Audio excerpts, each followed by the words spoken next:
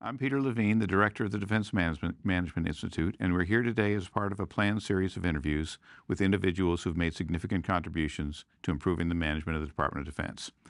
Today, I'm speaking with the Honorable Mike Donley, who has had an exceptional career in the national security field over the last 45 years, most prominently by serving as the 22nd Secretary of the Air Force from 2008 to 2013, and as the Pentagon's Director of Administration and Management twice, from 2005 to 2008 and from 2021 to 2023.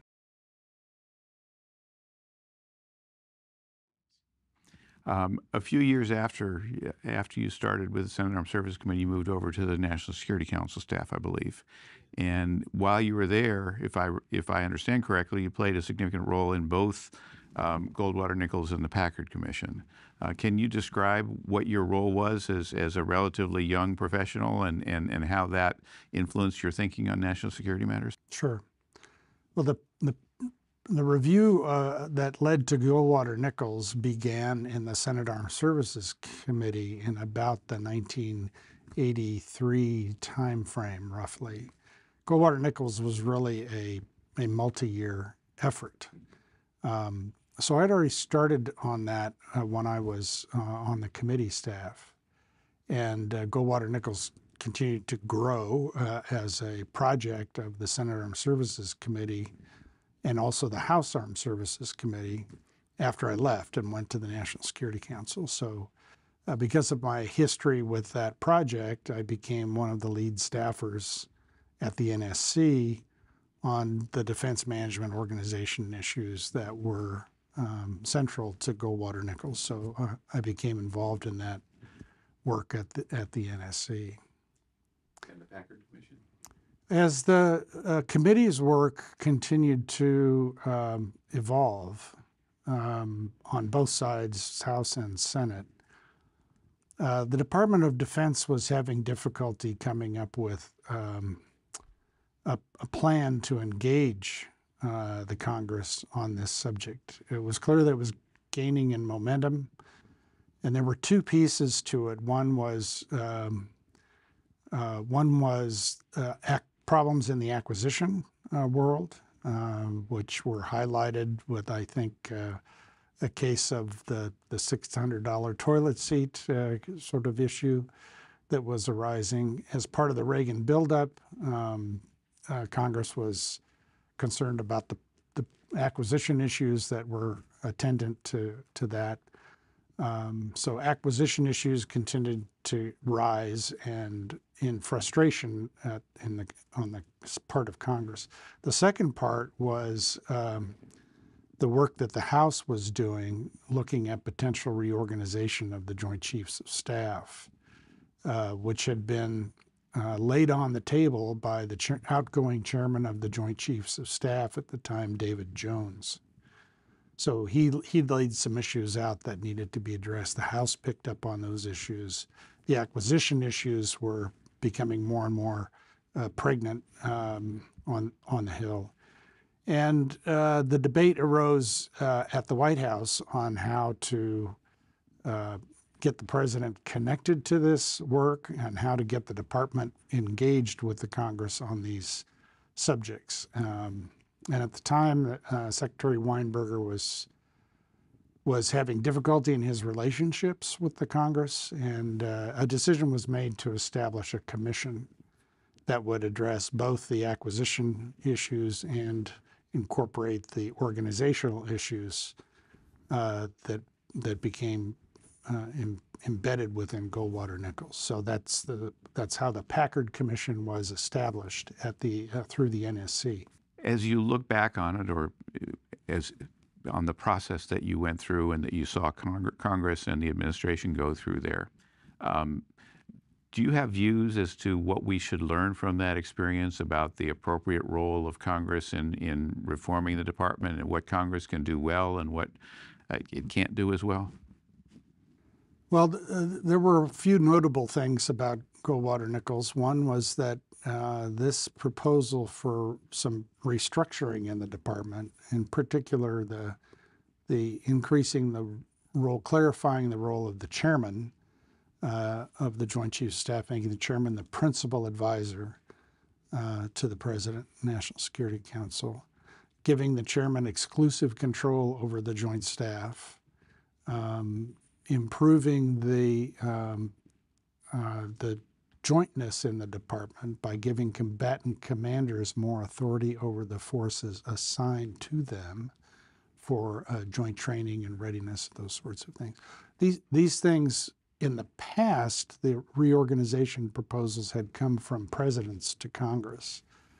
This one was congressionally driven largely. So it had a little bit different dynamics to it. The department was a little bit resistant to it.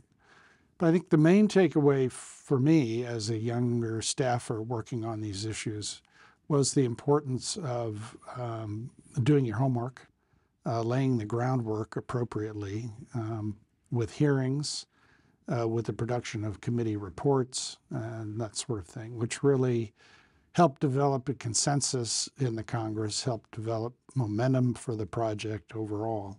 And that's why it was a 3 or 4 year exercise. And it involved the president's authorities as commander-in-chief, so it was appropriate for the president to be tracking what was going on and to be advised by an outside commission like we created in the Packard Commission. So there were several lessons learned in there, but mainly that you can get important things done in Washington if you take the time to build the knowledge base and to develop the consensus and sort of check all the boxes using all the tools of Capitol Hill.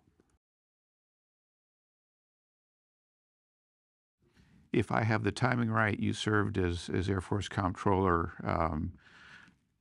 as the Cold War was ending, so as Congress was expecting a peace dividend and defense budgets were coming down. And when you came back a few years later as Secretary of the Air Force, you had the privilege of serving again in a time of tight budgets with sequestration budgets. And I'm wondering, in both those positions, you had to figure out how to live within tight constraints and build a budget that wouldn't necessarily meet all the needs that the service thought that should be met. Can you talk about the process by which the Air Force went about identifying what would be cut and what wouldn't be cut, and how is that a top-down process? Is that a bottom-up process? How do you figure out when you don't have enough money how you prioritize and what you do and what you don't do? Well, certainly a collaborative process between the secretary's staff, the service secretary's staff, and the military staff. So a secretary of a service has really two staffs to draw upon, and it's the collaboration across those staffs that helps develop program options. In the first case, when I was an assistant secretary and the comptroller, we were also as you point out, the Congress was expecting a peace dividend as the wall was coming down. So a very dynamic international security environment, changing the way we looked at certain programs. The B-2 was caught up in that period as a very high profile and expensive program where Congress and the President had difficulty in negotiating how many B-2s were going to be built because of this changing international environment. And then the other major issue was the Gulf War. So we were actually planning the shrinkage of the department, and all the services were planning for static or smaller budgets. At the same time, we were having to mobilize forces and sending them by the thousands to the Middle East to prepare for the Gulf, for Desert Shield and Desert Storm. So that was really quite an awkward period where there were program planning for flat budgets, but high operational tempo, additional costs that went with the war. And there were actually aircraft and capabilities that were mobilized for the war for Desert Storm, which were literally on their way to the boneyards after the war to be retired. So it was a very odd time, and with a lot of moving parts from a financial point of view.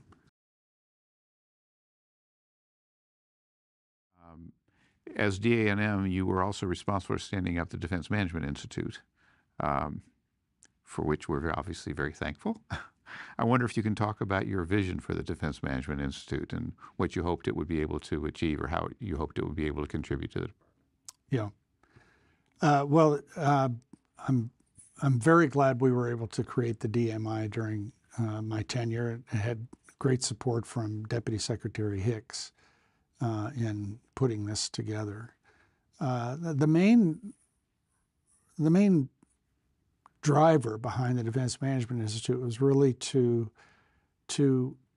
it was a product of many years of observing that the management and organization of the department, the reform-related issues attendant to the department, really worked up and down over decades. You know, you'd get a push in one area, in a personnel area, a push in an acquisition area, and sometimes the changes would be made, sometimes they wouldn't. Sometimes they would slide, or they would not get, recommendations would not be implemented. Administrations change, congressional interests change. The idea behind the Defense Management Institute was that Congress and the department would have some place to go to tell them and to remind them of what the record was previously on any major reform initiative, whether it be in the medical area or in the personnel management area or financial acquisition. All of these issues have records and have history behind them.